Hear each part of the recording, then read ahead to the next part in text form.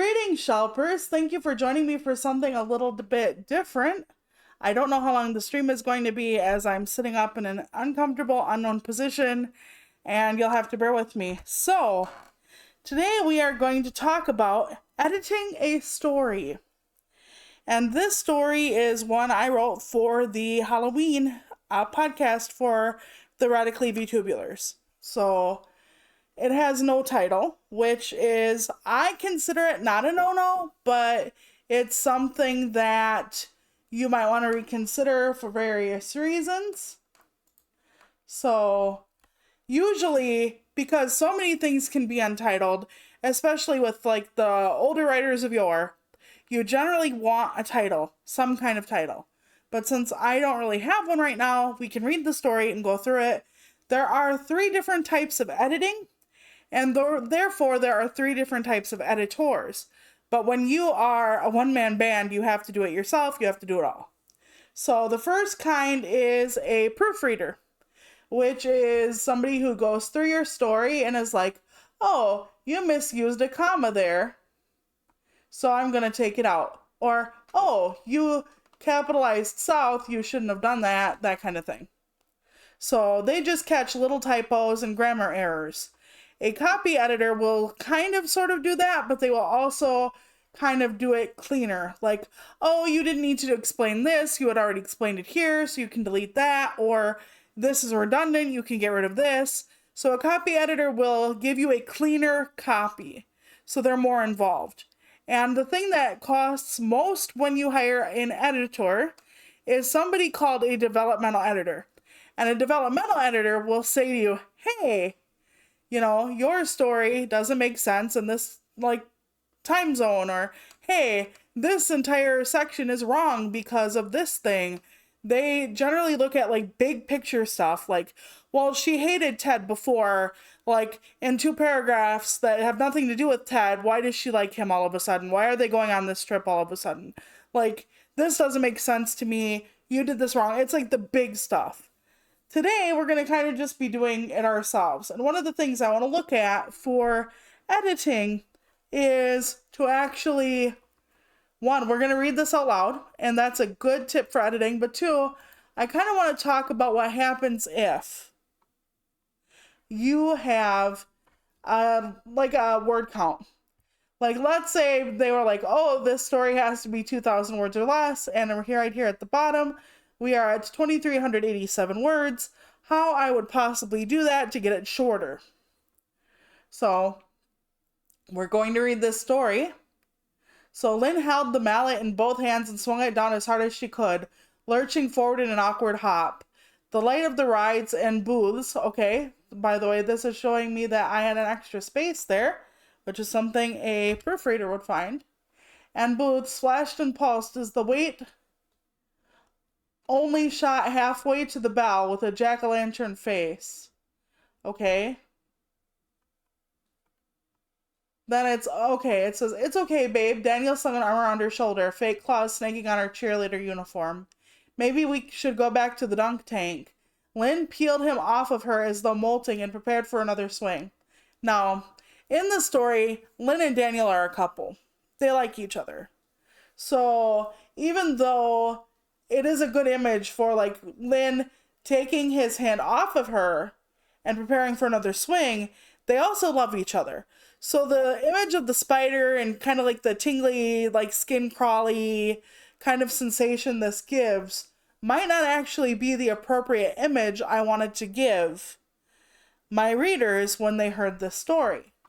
Because Daniel and Lynn are actually a couple and they actually like each other.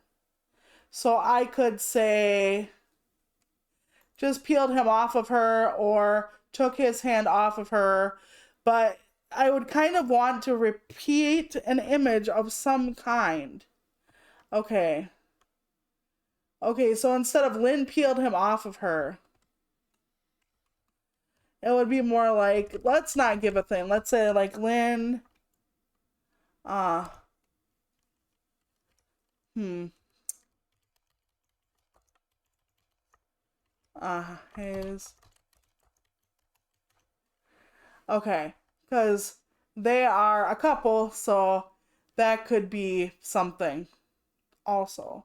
She gently took his hand away, or gently removed his hand, or, like removed his hand as though swishing off a butterfly.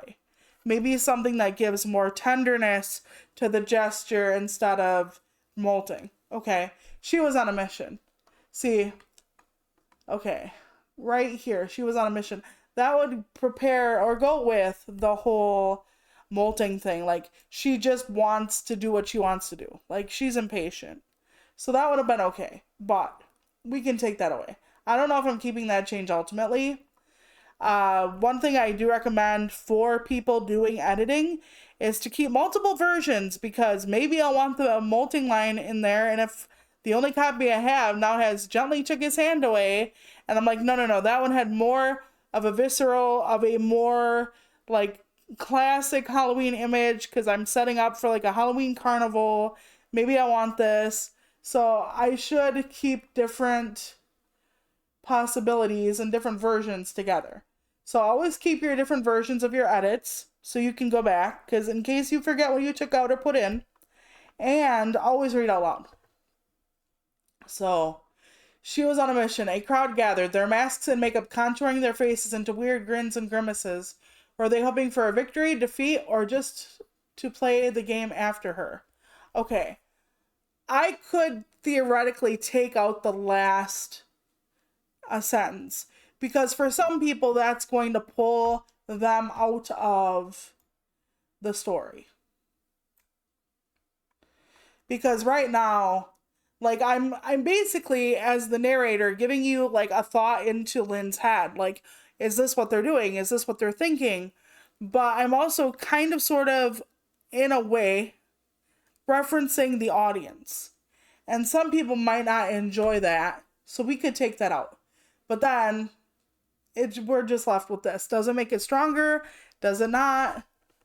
Later on, there is another place where I kind of do that. So, but again, if we're looking for how many ever words or whatever, then we just got rid of some. So, just as she was ready to pounce, a flash of white wings, luminescent blue lines, and blonde curls darted to the side of her vision. Now, we're going to go back, because normally this would be a comma here.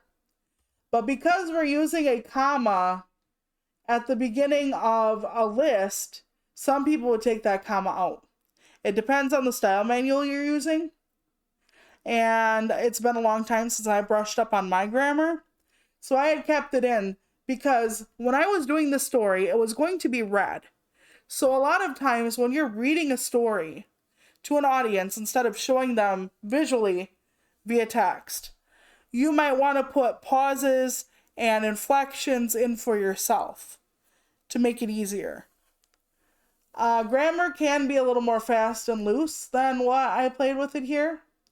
And there's nothing wrong with that, but you might want to just take it out for consistency's sake.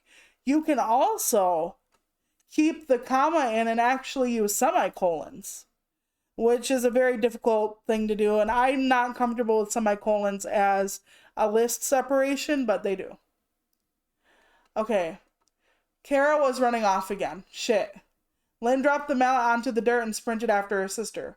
This shit could be something Lynn is thinking, so we could theoretically use italics to denote that, but it doesn't matter. Groups of people float around them, almost undulating. She called for her, but wasn't sure she could be heard over the barkers, advertising, attractions, and constant cacophonous chatter. There are commas missing from that. Okay, you don't need one here, because but is not a full sentence. See, how you work with but and or is when the first part of the sentence and the second part would be two complete sentences. Then you need the comma before but or and. If they're not, you don't. So if I put a period here and took out the word but, wasn't sure she could be heard is not a full sentence. Like, even if you added the rest of the stuff. But if I said, she called for her, but Lynn wasn't sure she could be heard. She called for her, comma, but Lynn wasn't sure. So that's how you use commas. If you can take something completely as two sentences in a sentence and put in I think it's conjunction. I think that's what they're called. The and, but, or. Then you can put in the comma. Okay, Barker's advertising attraction and constant. Here's where you would put the comma. Cacophonous chatter. At points. Yeah, you could theoretically do without it, but since it's a descriptor, so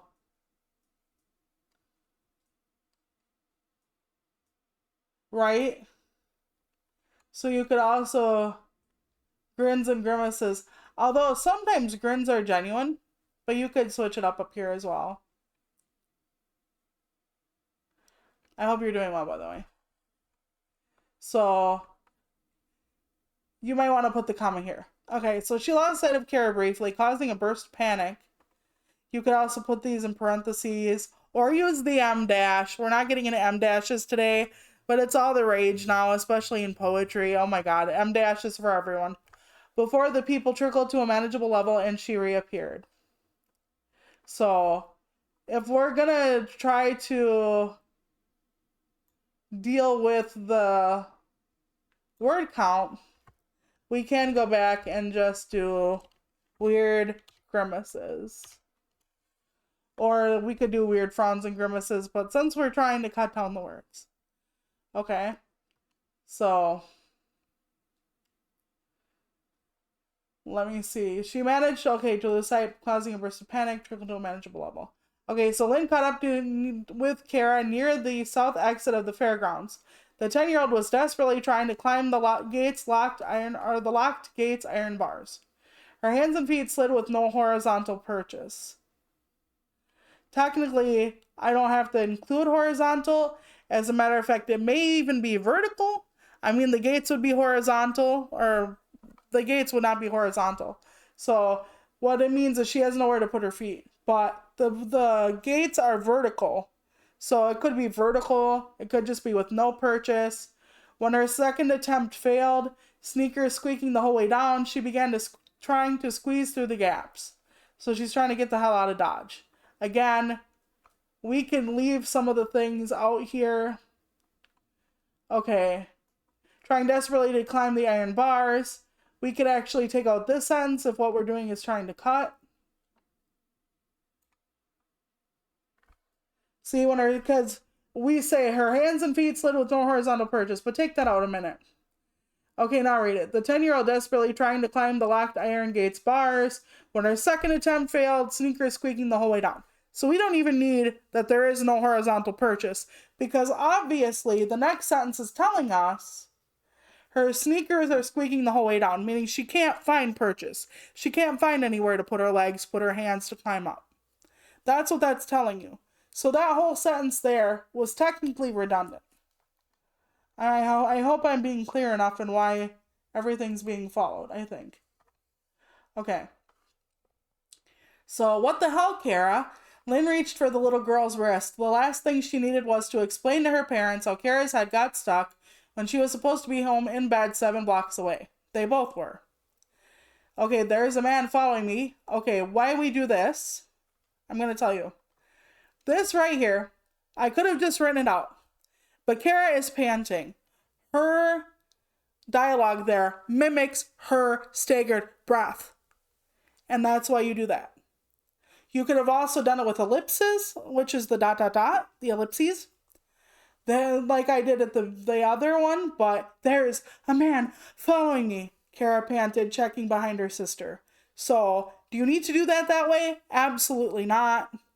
You could do it a different way. You could even write it out and just say she panted through it. You could try to put a different emphasis on it using italics or bold, but I just thought this was the cleanest way to make my point. Okay.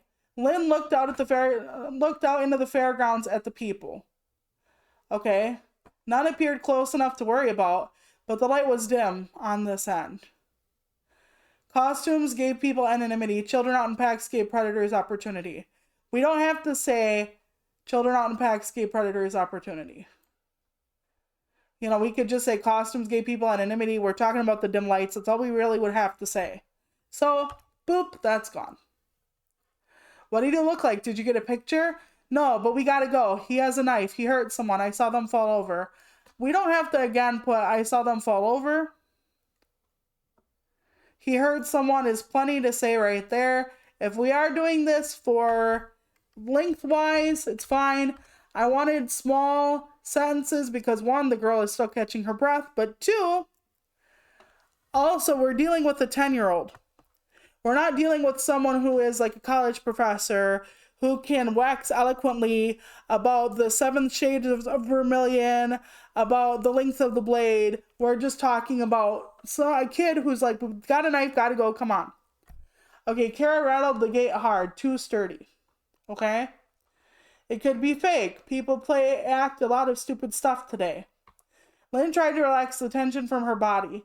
In the pools of shadow, even cardboard weapons could look menacing. There could be a way to say this easier. If that makes sense. All rats. I hope I didn't show that up. I think probably messed up. I'm hoping you're not seeing everything I did, but I just showed you my extension for my anyway. Okay, people act a lot of stupid stuff today. Okay, Lynn tried to relax the tension. I could just say Lynn tried to relax. Or relax her body. We don't need the tension. The tension from. Because why else do you need to relax? So, boop. Lynn tried to relax her body. Or Lynn just tried to relax. We could also say, Lynn tried to relax. Or untense her shoulders or anything like that. But since we're trying to take words out, not put them in. Okay. In the pools of shadow, we could just say in pools of shadow. We don't have to say the. That's another thing I want everyone aware of. The word the can add or subtract to your word count quite a bit. And you really need to pay attention. Does the need to be there? Are these the exact pools of shadow we need to worry about? Is the gate we need to worry about? Is a gate fine? Or is just, the gates or a gate? So in pools of shadow, that means all pools of shadow. Because pools of shadow can make things menacing. It's the damn dark. So you don't even need to say the or whatever. Okay, my phone is dead, Linny. Do you have yours? Okay, I don't need to say who's speaking like Kara asked or whatever. Because we have established at this point who is speaking when. So it could be fake. People act a lot of stupid stuff today. Lynn tried to relax. You know it's coming from Lynn. Lynn and Kara are the only ones there. So the next line is, my phone is dead, Linny, do you have yours? Kara is speaking, obviously. So we don't have to give the notion to who it is. So I don't have to say, do you have yours? Kara asked. I don't have to do that. Because we know. Okay, well, sorry about that. Keep popping down. Okay. Because that's just my extension. It's just for captions for HOH or deaf folks. So, okay, Daniel has it. No pockets, Lynn said, running her sweaty hands over her pleated skirt. Okay, I don't have to describe, but see, when you're looking for word count, one of the things you are tempted to do is take out descriptors. And that's not always the best way to go about it, because you do need your audience to know certain things. So, I was buying cotton candy when he crawled from under the booth, Kara said, nervously scanning the area. He told me I wouldn't make it home. I found this very odd, for this is how the kid picks it back up, but I needed a way to swing back to the matter at hand, meaning Mr. Stabby. So maybe that's what I'll end up calling the damn story, just for fun. Mr. Stabby. At least it's a whatever. No one acknowledged as Kara frantically moved around the audience watching Lynn play a high striker earlier. Okay, so we're going back in time. This is like a little back in time, but we're not giving a full flashback.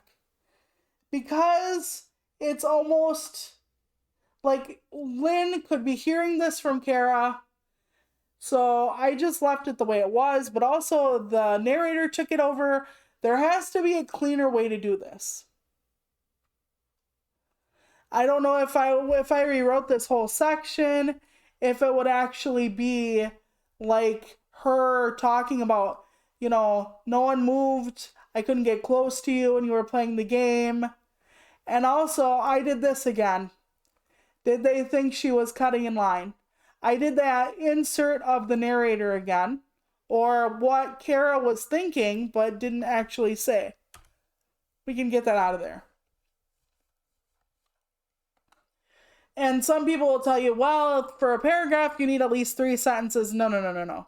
We're not doing that. So, we're absolutely not doing that.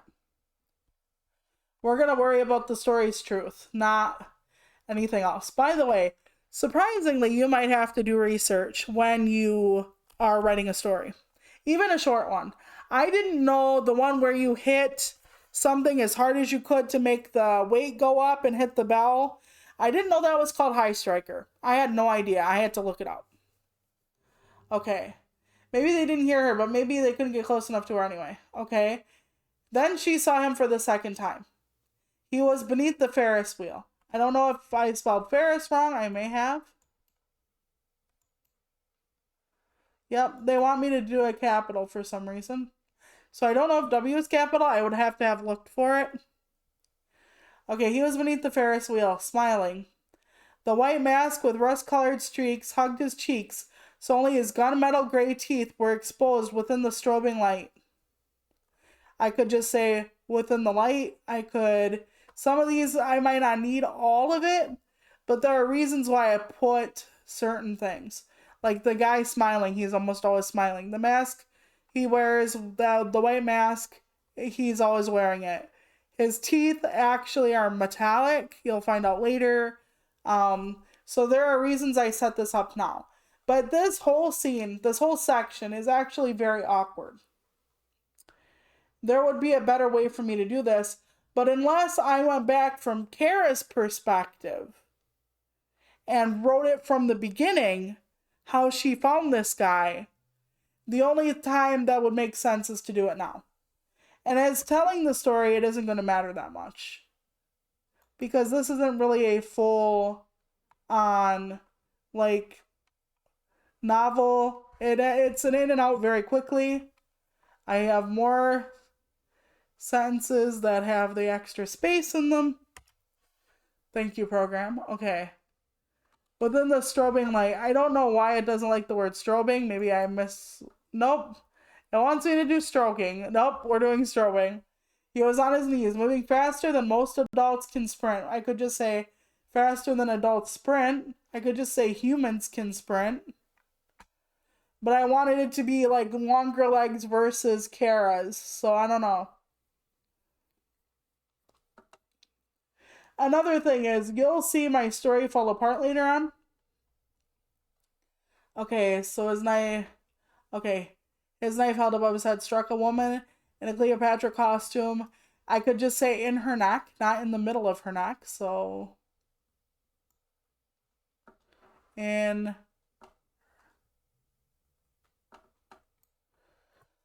her, let's get that going. Because it doesn't really matter if it was in the middle or not. And I don't know if Kara would be close enough to see that in the strobing light. She went down with a shriek, clutching at the wound. Now, how she can hear one person shriek with the rides going, the carnival barkers talking, everything like that, I do not know. So technically, the she went down with a shriek actually might not make sense. Kara might not have been able to hear that in regards to everything else going on, depending on how far away she was, what else was happening at the time, etc. I think I fucked that up. I have to move this. Okay. So, struck a woman in Cleopatra costume in her neck. In a blink, he was on top of her, stabbing between her shoulder blades. Okay. I guess she could see that through the crowd, maybe, possibly, maybe not. Let's think about this, Toluca. But anyway, Kara began to run. She was the only one who did. Okay, so now we're coming across part of my problem. And we could, rewrite this thing so that it moves faster and better. Or we're going to just leave this for now because I want you to see the mess I've created for myself. And you will see it at the top as well. I'm going to highlight the problem here, if I remember how to do that. Oh, that's not clear direct formatting. Shit. Okay. Here it is. My highlighter. Thank you. Okay.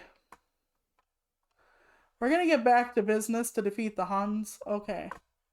Now, the problem here is the people.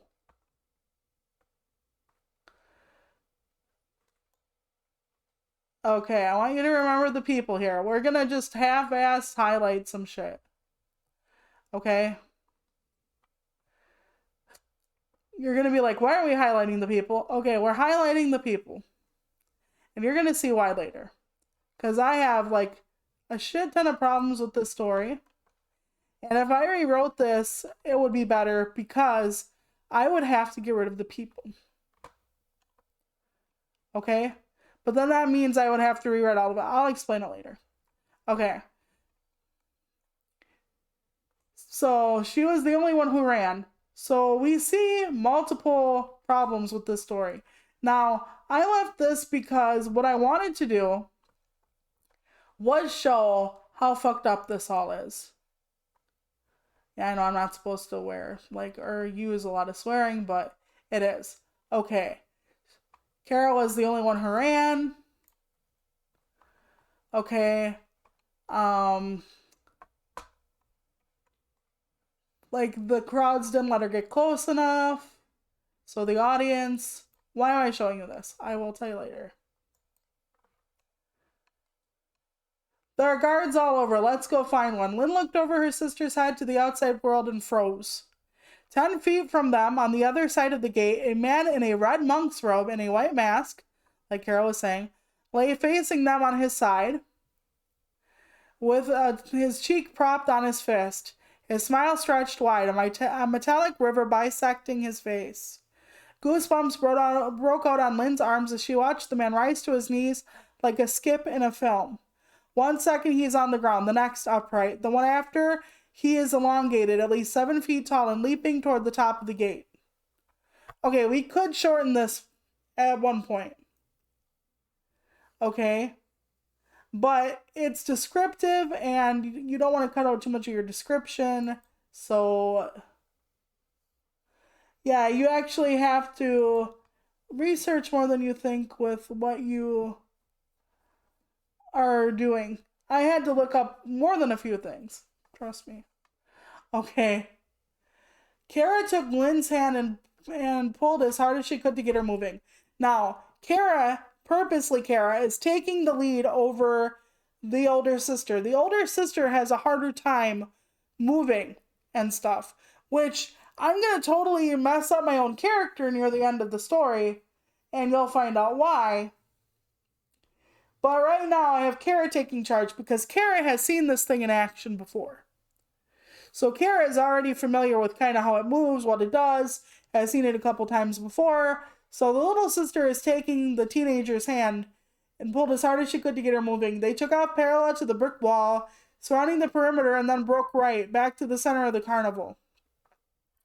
Now, I didn't check and see if my directions were correct. Like, if right was back to the center of the carnival, maybe if I would go and say south, I would have drew up a little map in my head as to where everything was in the carnival to see if I could place the cotton candy booth correctly, the Ferris wheel. In order to help, I should have really made a little mock diagram of this place. For all I know, this is correct, but I didn't check when I wrote it. So if I map this out, some of this could actually be wrong, but I would not have known it. And trust me, if you think that you are covered, somebody is going to read your story and be like, but you said. So I didn't do it, but you might want to. If you're going to bring up the logistics of the space, you might want a little map. You might not give it to anybody else but yourself, but you might need it. So that's another trick I have for you. If something takes place in a hospital or something, just kind of draw it out. Nobody has to see it but you need to keep your ass straight. So then broke right. As they ran, Kara screamed that there was a fire, that everyone should leave, but no one listened. Okay, This is a fucked up pair of sentences or amount of sentences here. So, as they ran, Kara screamed that there was a fire, period, that everyone should leave, but no one listened. That should be one sentence. Or I could just say, as they ran, Kara screamed that there was a fire, but no one listened. You don't need that everyone should leave. Obviously, when there's a fire, everyone should leave. Okay? Got it? Makes sense? Sometimes I write myself into redundancy. My poems are similar. I end up sagging in the middle. I'll have a killer opening and a really good end, and then in the middle it's like, nope, it swings like a hammock with no support. Okay. Like a pair of balls. No one wants balls with no support. Okay. Most barely acknowledge them. Okay. Here we go again with that most barely acknowledge them. We're gonna highlight this as an issue. Because we can play the what the hell is going on here game. And I don't mean like video game. I mean like what the hell is going on. Something's wrong. Kara gasped while pushing through another hardly yielding. There should be a hyphen because it matches together. We're going to just see if I can remember where the hell that is on a keyboard. Probably not. Probably drugs. Oh, wait. Okay. Cluster of people. No shit, Lynn said, dodging a group of men stumbling towards them with blank expressions. Again, why am I highlighting all this? Because it's what's happening. We're going to play this has never been explained. Why are most people in this place not responding, but yet certain people are? Like the woman who was stabbed. She responded. She screamed. Hardly anyone acknowledged it. But some people must have, because otherwise nobody would have acknowledged it. So what is going on? I had a whole backstory for this, but I didn't write it out though. And I'll let you know later. But anyway, they act like we aren't here, Kara said, dashing to the second gate behind the ring toss game. Locked, Lynn said before Kara could test it. Okay, now we need an explanation as to why the damn gates would be locked. So I, in my utter and ultimate laziness, threw in this paragraph. The gates at the Mayfield Fairgrounds, Lynn learned in civics class just last month, must remain open during public events. 2 gates shut wasn't just illegal, it didn't happen. The city was even voting on a motion to take the gates away entirely in case evacuation was impeded in some way, like now. We can get rid of that entirely. It could have just said, shut gates, she just assumed they were locked. We could get rid of this whole paragraph. Like, Lynn could see the mechanism turned. It's locked. Like, that would take away everything as to why she knew the gate was locked without giving this whole... In school, she learned it's a cop-out. The writer was lazy, and that's how she thought to fix that. So...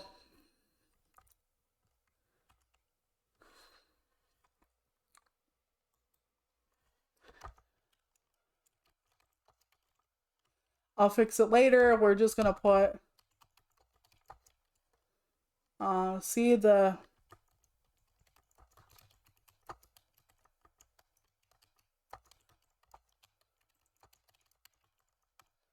Okay, not great, but we're cutting out words one thing at a time. That whole paragraph is useless. Useless. Now, if I wanted to, I could make myself a little note somewhere on the side with a little comment that said, fix this stupid thing, and then move on. But there we go. So, now we have an explanation without going through what Lynn learned. Okay, anyway. Daniel, Lynn sagged slightly in relief as her boyfriend waved from a deep-fried Oreo stand 2 stalls to the left.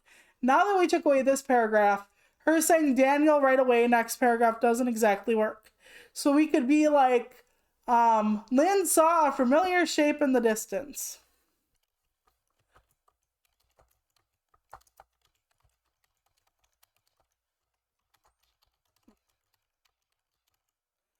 And then we could say, we could probably separate it like that. Not the best thing to do because now it becomes a little more stilted as a story. But again, I could leave myself a note saying, you know what, fix this. So Daniel, Lynn sagged slightly in relief as her boyfriend waved from the deep fried Oreo stand 2 stalls to the left. Again, I would have to check my logistics. So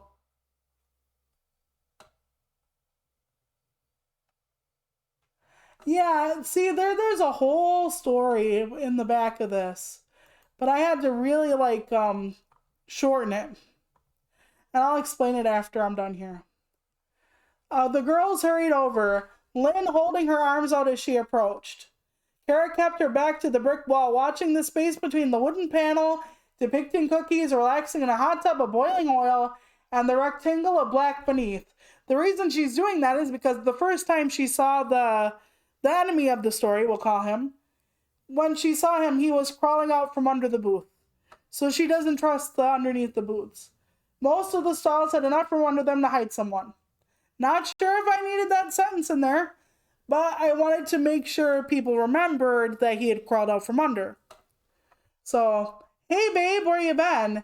Daniel said around a mouthful of grease and sugar. We need to go. Give me my phone. Someone's after Kara. Lynn's words mixed together.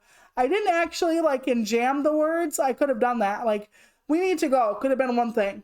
Or her skipping over some of her letters because she's speaking so fast. But I didn't want to do that. So I tried to give it a similar, quicker pace than when her sister was trying to get her attention without excessively doing so. Okay, huh? Daniel grunted, reaching into his pocket. The only word I understood was phone.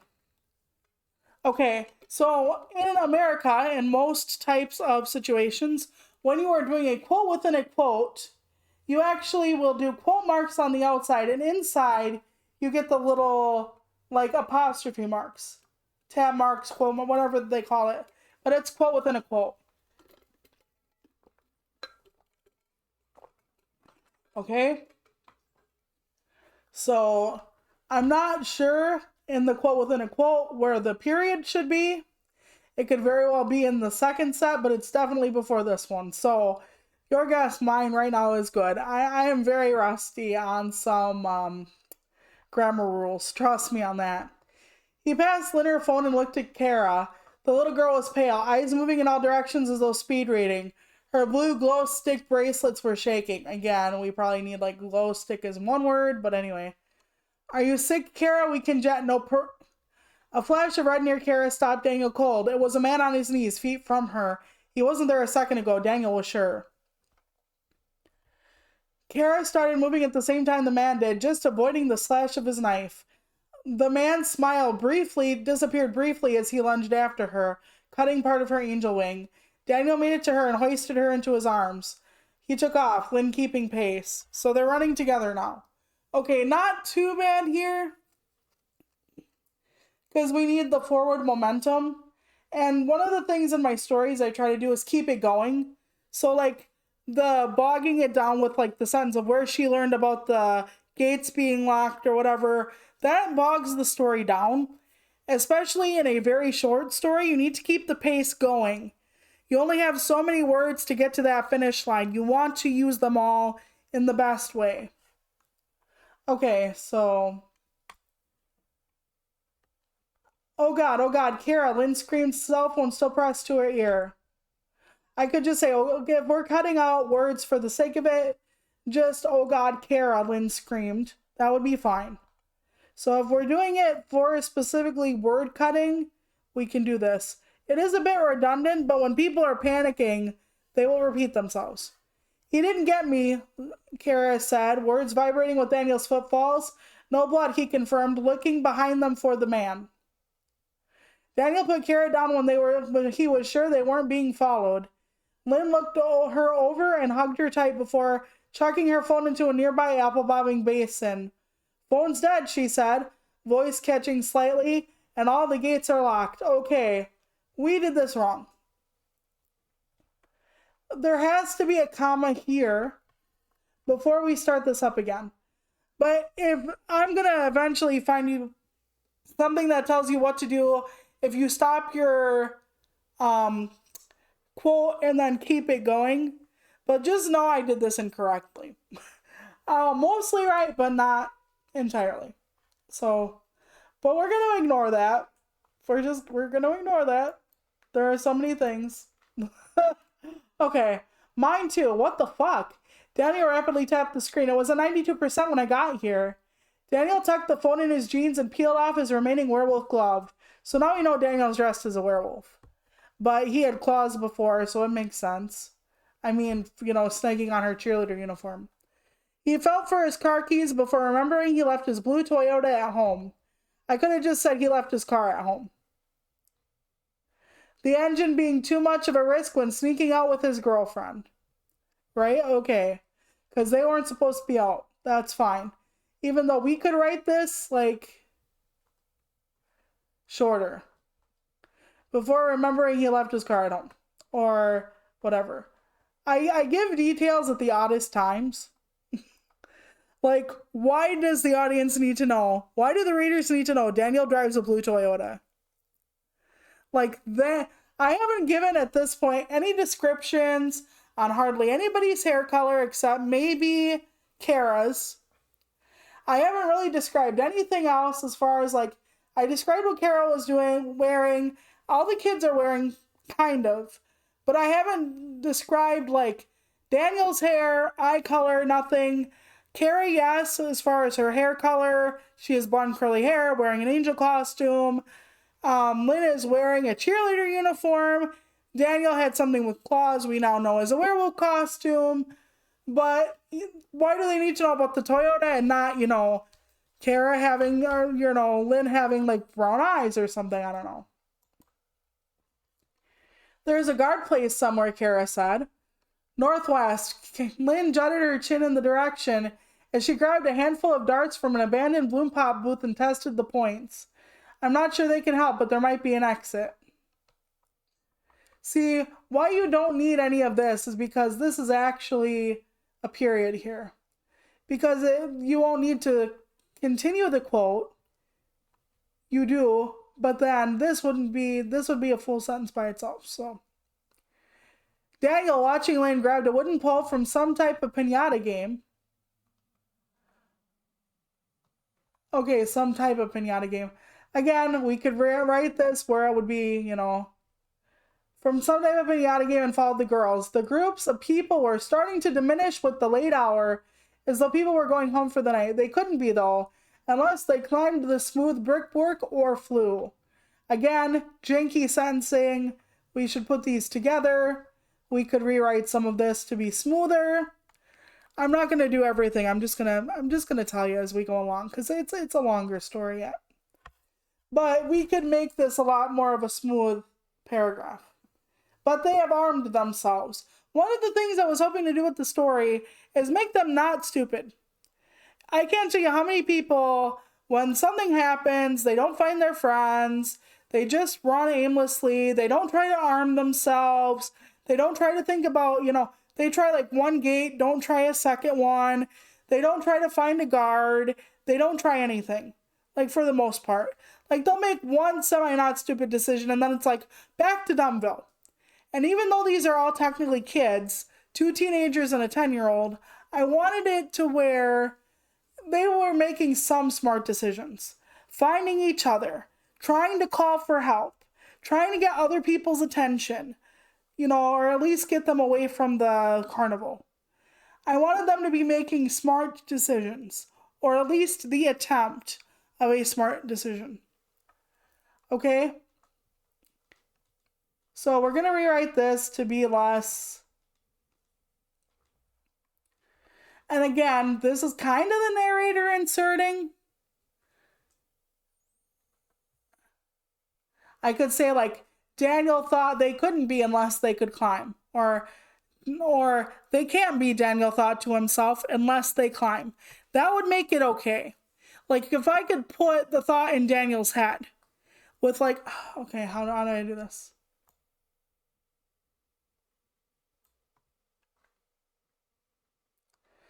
I could get rid of this. if I didn't want to do that way, I could just do unless they climb the smooth brickwork or flew. So that could be even shorter if I wanted to keep it that way. Because we could just get rid of that. We don't need that, like, snark there. We know the gates are locked. We know they can be. But they couldn't be, though, and then I could be like Daniel thought to himself, you know, blah, blah, blah. I'm not going to do it, but I could, you know, just tell myself that's where it needs to be. The guard station was a brightly lit yellow tower against the night. The square of laminated glass, and yes, I had to look up what bulletproof glass was made out of. I didn't know it was called laminated glass, so I learned something. In its face, gave a view straight to the back, no security in sight. In one corner, barely visible from the outside, a row of grainy monitors showed different angles of the grounds. Taking the lead, Lynn turned the knob and pushed. It swung open with no resistance. The three filed inside and ducked below the glass. Again, smart move, because that means anybody who is looking at the guard station, because it's lit up in the dark, could see three people inside the glass. So they ducked under the glass. So again, smart move. I want these kids to seem like they at least make some smart moves. Because in horror, most of the time, like 80 to 90% of what happens in horror happens because people are dumb. They're out drinking, even though they know there's been murders. They don't take any like buddy system, like, oh, there's a scary sound, let's all split up. I'll talk about it more later, but anyway. Okay, so they ducked below the glass. No door, Kara said, staring at the wall as though she could see through the world beyond, because they thought there'd be an exit in the guard station. Okay, now fuck. Lynn wiped at the sweaty auburn strands. We finally got her hair color, thank you. Sticking to her forehead and took stock. The station had a low counter spanning the length of its front with a coffee cup, visitor brochures, and a baton, which Lynn, again, we spelled her name wrong. Don't know if I did that recently or if that was... Took after giving the darts to Kara. Stab these bastards and anyone who tries to hurt you, she said. Okay. Kara nodded and approached the yellow phone on the wall next to the monitors. So now the little girl is armed, but Lynn has the baton. Careful, Daniel said, that might be hooked to their PA system. Because most people know phones usually... Yeah, exactly. No one died in that haunted house. I'll go in there. Exactly. I know, like, urban legends, it's like better safe than sorry.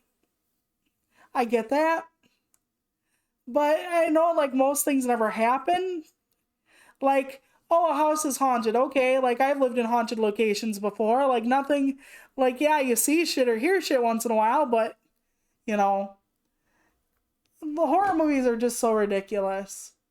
Like, oh my god, should we really stay here? Should we really invoke this murderous spirit? Yeah, let's do it. It'll be fun.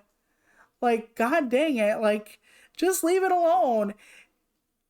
It's like if there is a 0.0001% chance, if you walk into somewhere, you're going to die. Where if you didn't walk in there, there is no more than a normal or an extra percent chance, I guess I should say, that you're going to die.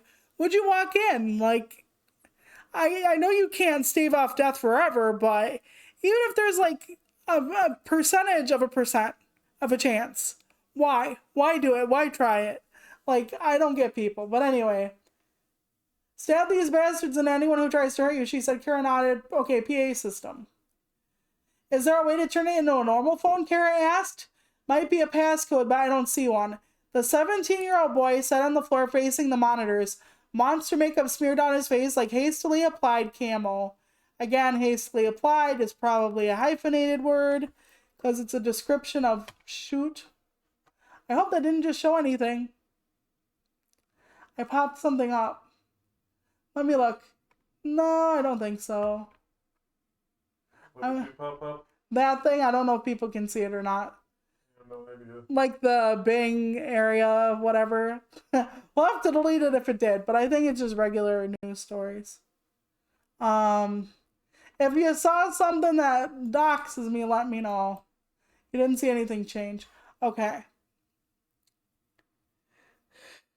The trio scoured the place but found nothing resembling directions on papers or walls. They were discussing the merits of trying it anyway when Kara's toe caught on something that sent her sprawling into Lynn. What the? Kara straightened and checked the floor. There, just under the counter, was a loop. An exit, Kara said, trying to pry it open. It was the first time she sounded anything but panicked or numb since Lynn found her. Now, I have not, as the writer, given you a good indication that Kara has sounded anything other than numb or frightened. I have not done that. I have not talked about the tonality in her voice, so this is a new clue that should have been, not clue, but detail that should have been somewhere earlier in the story, you dummy. I mean, you could possibly guess she'd be frightened the whole time, but still. Or a storage area, Lynn said, coming to help. Guys, whatever it is, check it fast, said Daniel, quickly getting to his feet as his voice raised an octave. We got trouble. Again, I didn't format this correctly. Probably. As Lynn pulled, she glanced at the monitors. In the center of everyone, the man in the mask knelt and looked directly into the camera. His red robe, which should be a medium shade of gray, because the cameras were black and white before, remember, showed an almost blinding vermilion as the camera sluggishly zoomed in on him. Again, we could write this to be less words. I spelled vermilion incorrectly. Nice to know. Okay, again, that's what a proofreader would do. There's a way down, said Lynn, motioning to the hatch, but I don't know where it goes. They didn't have time to debate. A knife cracked through the glass 3 inches from the countertop, just as Lynn disappeared into the shaft. You don't need just there. It took one swing. Carol was down the ladder by the start of the second. Daniel threw his stick down the hole and was starting his descent when the glass gave way and crashed down, showering him in chunks. Okay, so it broke through, whatever. Daniel just made it to the bottom. We need the just there. When a figure blotted out the light from above, the 3 kids scrambled down the tunnel as motion-activated lights kept pace with them. Just what we need, a fucking spotlight, Daniel said through his teeth. If they ever had to choose a pathway, I was going to say gritted teeth, even though it wasn't in the story, because that's what I'm used to. If they ever had to choose a pathway, the lights would broadcast their decision. He risked a glance. The man was under a light, approximately 5 lights back. He was kneeling again, swaying side to side like a metronome. In a blink, we need this, to do something else with this, because I think we've said in a blink twice. But at the moment, I'm not going to change it. Because I wanted it to be, yes, he's doing this very quickly. So, Daniel saw the man was crab walking briskly, back arched like a bridge merely 2 lights behind. Why the character does this, I have an idea. Like, I know what I wanted this thing to be. But this doesn't make sense to the people reading this story. Why in the hell is he kneeling all the time? Why in the hell would he be crab walking? He tried to pick up speed, but Kara's short strides slowed the progress. The seconds it would take to scoop her up more than they could spare. Because Kara has, little legs. So,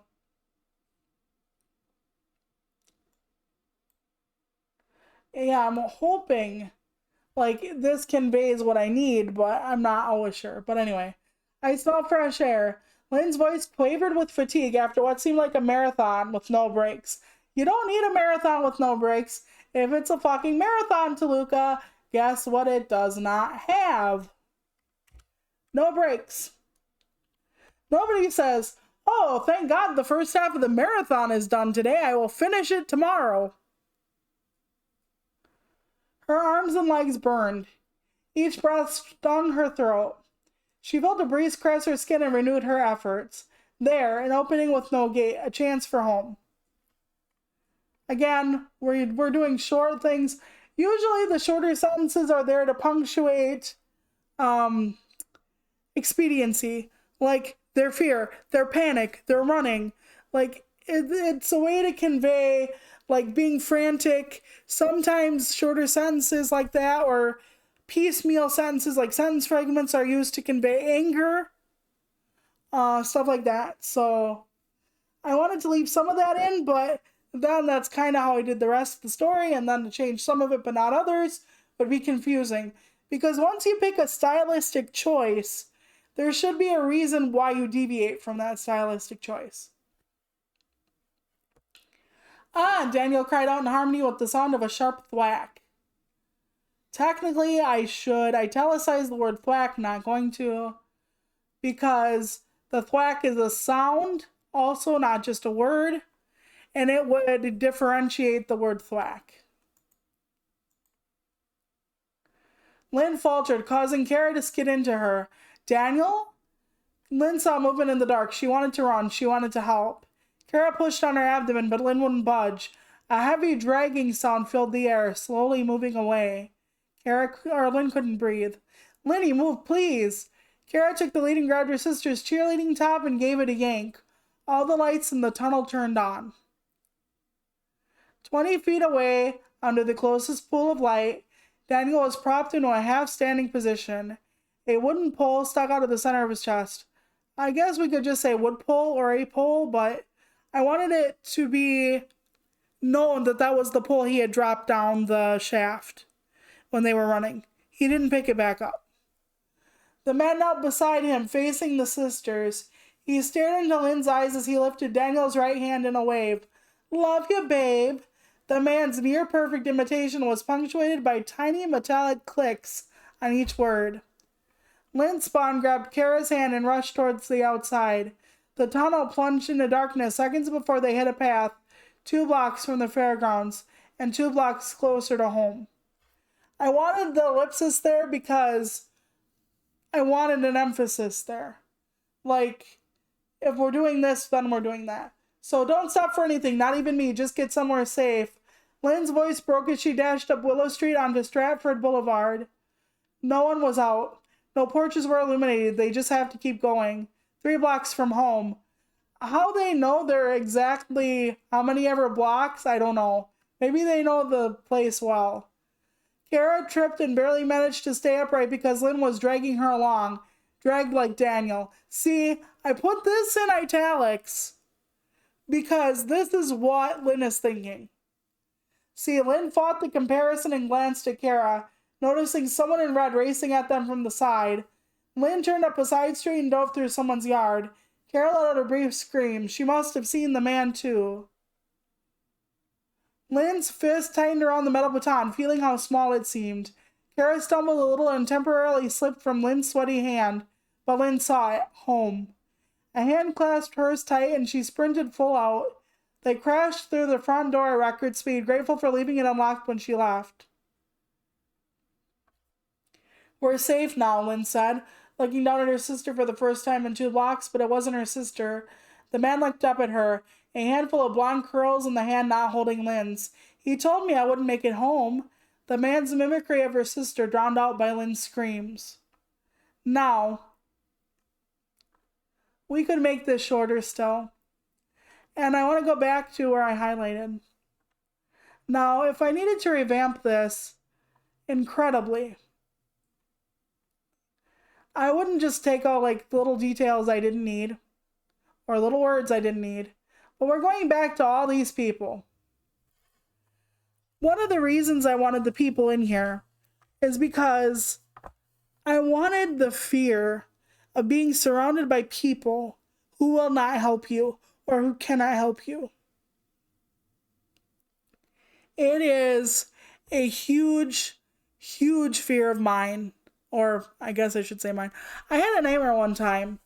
I was surrounded by people I loved, and someone was harming me, and my family just like stared blankly ahead.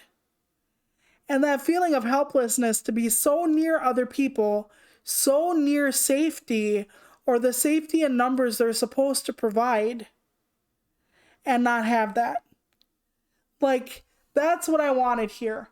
And the villain in the story, in my imagination, this is a whole backstory, okay? We're gonna get away from editing now, kind of. But in my story, in my head, I was imagining this thing, like, remember the whole paragraph I took out about the civics class and the gates being locked? It was going to be about this being who hunts every few years, or any number of years, at this big open arena. Different times, different events, and the people you see there, the ones who aren't responding are the ones he's already killed. You become a part of the carnival. You become just another attraction. And he kills you. And he takes you. So that was my hope, was that, or that people around you don't notice it because you're not his marked victims. One of the two. So either you get killed and become part of the carnival, and that's why so many people aren't like responding, or that he only picks some and you're allowed to know he's after you. Where everybody else with their cotton candy and their children and their tilt-a-whirls, that they don't know because they're not selected. He will not kill those who are not marked. If you can hear other people, if you can react to them, you are not set pieces like the like outsiders, the bystanders. You are active in the game. And he's allowed to kill those who are active in the game, but not anybody else. So that's why, like, Lynn, Kara, stuff like that can see him. Hi, Lady Random, how are you? But yeah, that's why I wrote it the way I did. I made the people there. Because to me, there is a fear. Yeah, there are a lot of stories with, like, a bad guy where, like, the people around you also turn on you because the bad guy wants them to, or pack mentality. But there is a whole different level of fear when people are seeing you get hurt and attacked and either can't or won't help you. They can't or won't give a shit. I'm sorry you haven't been feeling great. I'm okay. I don't know if you're doing anything tomorrow or if tomorrow's not something you celebrate, but I hope you have a pleasant tomorrow regardless. So that's why I wanted the people. But the reason I bring this up is because in the story itself, I do not explain what is going on. If I had like a 10,000 word story, maybe I could do the backstory of like why the town does what it does, why this creature does what it does, why the people are not reacting to Kara and Lynn and Daniel being chased, screaming fire, why the woman was murdered right in the crowd and nobody responded, why all that is going on. I wanted to be able to give that to someone and say, you know, this is what's happening. I'm sorry, I didn't know your dad had surgery. I hope he's recovering well. It can take a while. So within that, I wanted that. But when we're doing word count cutting, since I don't have the backstory on the villain, what I could do is have Carolyn and Daniel sneak out late at night after the carnival closes. It will, you know, the lights going on and off would explain, you know, this, that, and the other. Like, there not being a security guard. Maybe they find the security guard dead. Maybe when Lynn and Daniel are off sneaking a private time and getting a little handsy with each other, Kara is off, like, sneaking some treats that were left out, like maybe the deep fried Oreos, and all of a sudden somebody comes out and tries to slash at her heels with a knife, and here it's the guy. Maybe when they go to, like I said, maybe when they go to find the security guard is dead. But maybe to do this right, to cut down on the confusion of what's going on with the crowd, since the readers have no backstory, because I didn't do it in the amount of words I needed, I could just, well, I'm glad that he's recovering well. I hope he's not down for the count too long. Can I have a drink, honey, please? Thank you. I'll leave it beside me. But yeah, because of that, I could just start it out with, like, them sneaking into the place somehow. Not sure how they would sneak in, but me not be able to say how they couldn't sneak out. Maybe they were sneaking in just as the fair was going to close. And maybe they hid till the fair closed, and that's how they got in but couldn't get out. You know, there are different ways to do it, but if I needed to cut the words and I needed to cut some of the confusion, I could have them sneak out in such a way that they would be at the fair when it was closed. That way we wouldn't have any people not responding to them. The security guard could take the place of the first victim so that we wouldn't have to see the extra lady in the Cleopatra costume, because maybe there's going to be a security guard at night watching over the fairgrounds, because if it's a multi-day affair, somebody's going to have to watch the rides and make sure nobody sabotages them or vandalizes them or something.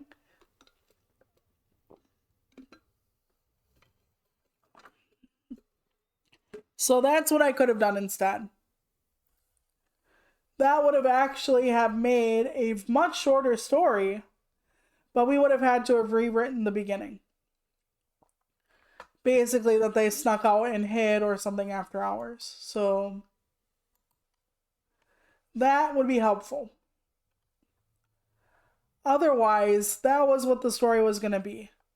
This thing was going to be like all powerful. The town was going to know about it. But we needed something a lot shorter. And one of the things is, we're going to go back to the horror thing, because I don't enjoy that a lot of horror is made by people's mistakes. So them being dumb, like them splitting up, them not finding weapons, them not trying to call home, them not doing this, that, and the other for any stupid reason. Like them not trying to find a security guard. I didn't want it to be some buffoonery that was going to get them killed. The kids tried to do everything correct. When they found each other, they stayed together. They armed themselves. They went to a guard station to find somebody who could potentially help them. They tried to make sure the gates were locked, or that they could try to climb like the gates, the walls, something. They tried to get other people's attention there, even though most of the people didn't even respond. They tried different methods to keep themselves safe. They tried to find another way through the place outside of the fairgrounds. Whoops. Wrong button. Yeah, and I know when you're in the middle of like being chased by a monster, let's say, your brain probably isn't firing on all cylinders. Like you're probably like trying to figure out run. You're not necessarily going, okay, I gotta arm myself, I gotta find my friends, I have to get the car, I have to do this, that, and the other. You're probably not thinking that, to be fair, to people in horror movies. If right now a werewolf busted through my front door, my back door, my window, whatever, I don't think I'd be like, yes, do I have a silver necklace I could melt down into a bullet? And can I go grab my neighbor's gun? I would be like, just like scream my head off, probably sob, piss my pants, maybe try to hit at it if it got too close, but I ain't doing jack shit to a zombie, a werewolf, a vampire, and nothing. You know? So I understand where if you're upset, nothing happens, but I tried to make the kids smart. I tried. But the thing is, I find horror movies or stories more compelling when you have a hero who is trying everything they can, and the villain is smarter. The villain has more power. The villain has something. Like, if you're going to make it an unhappy ending, and Dan was like, all of us who wrote the stories, like, Dan's was the only one that had had happier ending. Like, the guy got out of his situation, and he's like, all of you are so dark. But it's like, in horror, sometimes you don't win. You don't slay the witch. You don't banish the demon. But I wanted it to be smart. I wanted people who are against insurmountable odds, and sometimes they don't survive. And that's how it is. Now, I could have continued my story.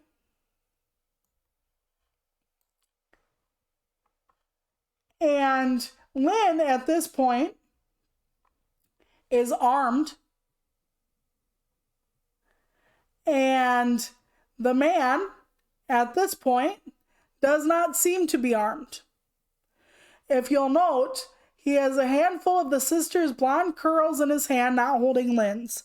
So Lynn has one of his hands, the other hand has a handful of the sister's hair.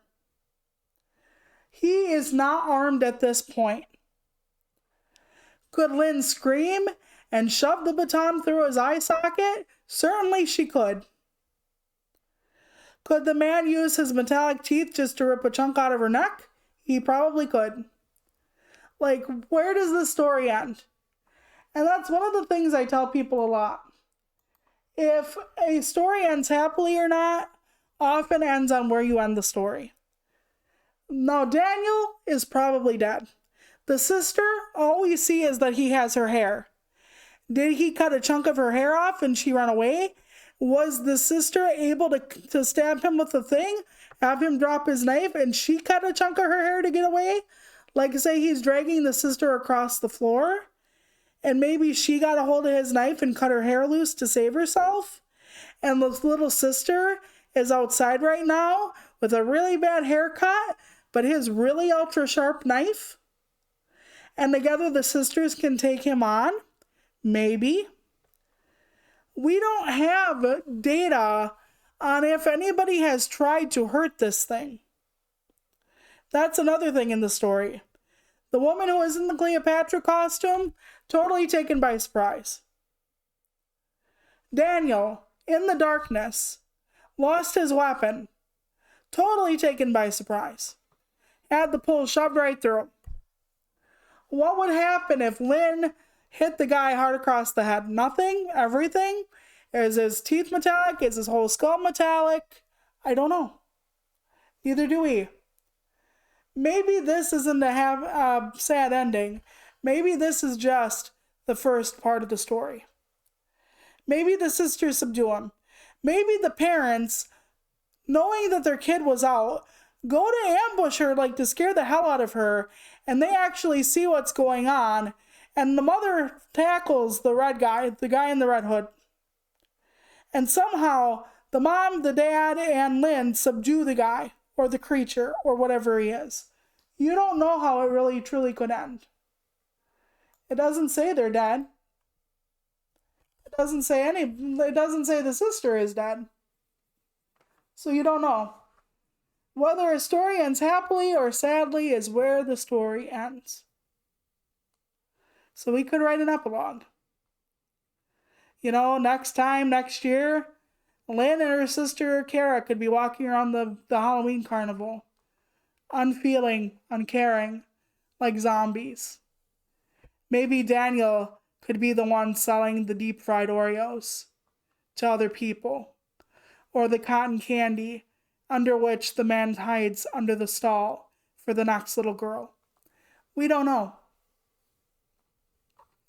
And I still don't have a title, and that's kind of irrelevant right now. But like I said, you might want to think of a title. As a matter of fact, R.L. Stine thinks of a title first and makes up entire books around the title. You're taught not to do that in school. You're taught to think of the story, poem, essay first, and then extrapolate from the text what your title would be. I say, whatever gets the job done. If a title would give you a grounding stone, like The Lady in the Red Dress Drowns in Air, and like you literally have to write out that story entirely. Well, you have this woman, what she's wearing, that she literally cannot survive in air. Is she a mer person? Is air toxic to her because she's an alien? You can write a lot from just a title. Sometimes titles can be prompts. But I just don't know what I want this to be. Yeah, that actually will work though. Especially it depends on your audience and whatnot. Some people prefer lofty titles. Some people prefer placeholder titles. Some people prefer not to write a title at all. I told you it gets really difficult. Like, let's say you're a writer. Sorry, hang on. I keep needing to hydrate. So let's say you're a writer and you have multiple pieces published, as is the goal usually for writers, and you have your 5th book and it's untitled. So they're going to be looking for what? Untitled 3 by Leading Random, Untitled 7 by like Shy Guy. Like, what are they looking for? It helps to have a title. And there are a lot of untitled pieces out there. So it helps to have some kind of a title. I try to give most of my pieces a title unless they're like haiku or something. Haiku traditionally are not titled and they are very short. Usually people don't reference back to a haiku as like, oh yeah, the one with the birds and the water, because that's like not narrowing it down. So, yeah, tips. Okay, final thoughts. Different editors do different things. Read your story out loud, slowly. Sometimes print it off if it's on a screen. Sometimes have someone else read it to you, or your program read it to you. Your brain will make up words that you think are there, but they are not. I did that once or twice when I was reading this to you. So always read it out loud. Always have somebody else do it or something, because you will catch more than if you read it to yourself just silently.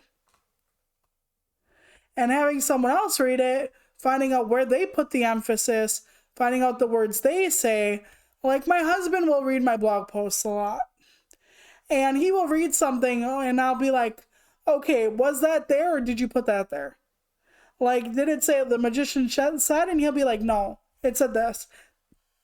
And I'll be like, okay, then that's fine. So always read it out. I would choose a title. If you want your word count down, you might have to do some major structural changes. Remember to figure out the points. You can figure out who's talking when without dialogue tags. You don't need them every time. Info dumping is not great. Whole paragraphs of extrapolation, not the best thing. Beware of your style and why you're changing it if you are. Like if you have a dual like perspective. Okay, let's say I'm writing type between mine and my husband's POV. I am going to talk not completely different, but fairly different from my husband, as my husband barely talks. So if husband starts talking in a full paragraphs in dialogue like I do, there's a problem here. Like, okay, the reason why this sentence occurs in the story, love you, babe, it's because the man is talking the way Daniel did. Daniel uses ya, not you. He uses babe for Lynn, nothing else. We know that from earlier in the story. So if he would have said, I love you, darling, it wouldn't have been something that Daniel would have said. Which also gives us the clue that the guy watches the people who come into the carnival.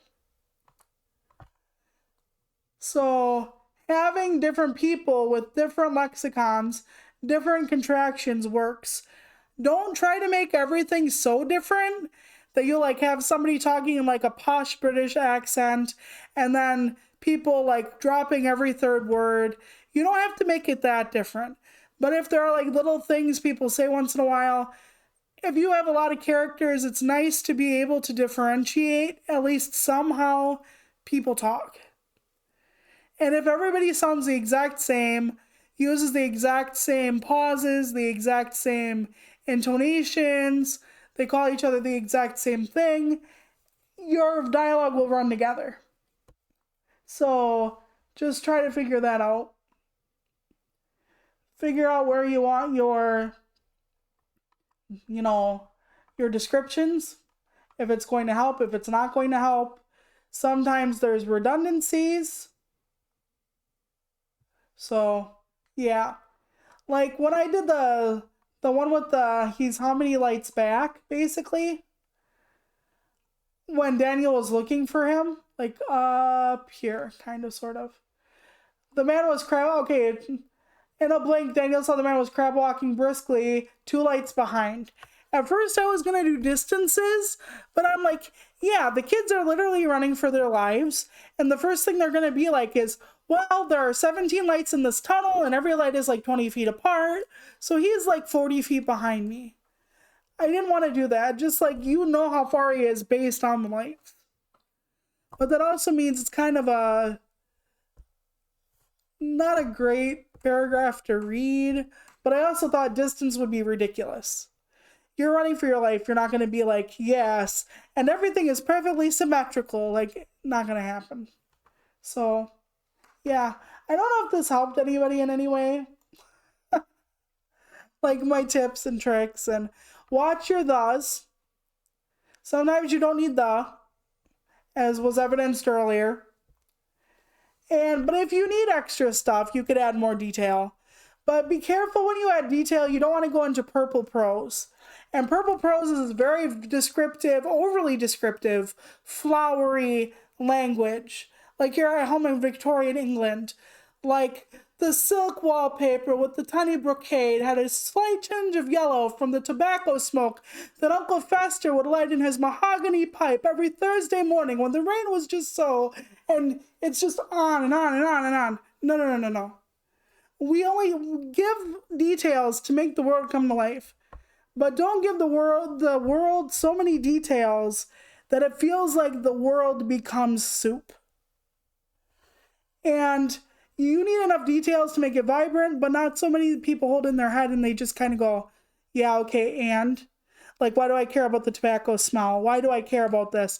Like, unless somebody's getting murdered and there's like a hint of that, like, tinge of tobacco that was on the brocade wallpaper on the Sunday morning or whatever the hell, unless it's a callback, don't be that descriptive. But then again, if you're British, you're gonna freaking ignore me because the British like to do that kind of stuff. I'm not saying all British people write purple prose, but yeah, it's a lot more. Thank you. So I can do poetry next time for editing or writing. I might do a stream once in a while where you can write with me. Like, we'll just write together in the quiet. Maybe I'll find some royalty-free, like, lo-fi music to have in the background, like people do when they're drawing art. That way I'm not constantly talking when you're trying to write. I can write with music on, especially if it's instrumental, but I cannot write when there is people talking. When I'm writing, I have my own voice in my head, so to hear other people's voices, that just like collides with mine. But the next time we do a stream, it might be a card making stream for Christmas, so we won't have to worry about this for a while. So yeah, this was my story. A lot of blunders, but I only had to read it once. So reading it makes you not have to do grammar quite as strictly, stuff like that. So I try not to be too nitpicky, and I do really need a grammar refresher course because I'm very old. I'm to the point where I'm just starting to get now that there's one space after a period. So, but yeah, you should let it serve what you're doing more so. Like your style, the way you go through it. If there is a severe change, you need to know. Like, if I decided to write something completely in a different way, maybe it would be like the villain's thoughts or something. You know, usually in writing, you just have to make it make sense. So, all right, everybody, I will see you for the next one. Otherwise, I'm just going to keep rambling about form and style and like talk about things I've already spoken about. If you are enjoying Turkey Day tomorrow, I hope you do. Turkey Day, Pie Day, Thanksgiving, whatever. For some Indigenous communities, I know it's the National Day of Mourning, and I hope that all my shelpers will be respectful of the different ways people do or don't intersect with whatever holiday or commemorative day. So if you see an Indigenous person, like, don't be a dick and be like, well, for me, it's a happy day. You know, some people might be doing the National Day of Mourning because of what we have done to the Indigenous people in this country. Some people might have had it be a happy day and then lose family members and then it's not happy anymore. It's not. Everybody does everything in their own way. And we need to respect each other. So I hope you do. I hope if you celebrate, I hope it's wonderful and lovely and warm, and there's good food and good people and no fighting. And I hope your soul feels good. I hope your heart feels full. And I will see you all next week, Shelpers, okay? Alrighty, everybody. Take care. Bye.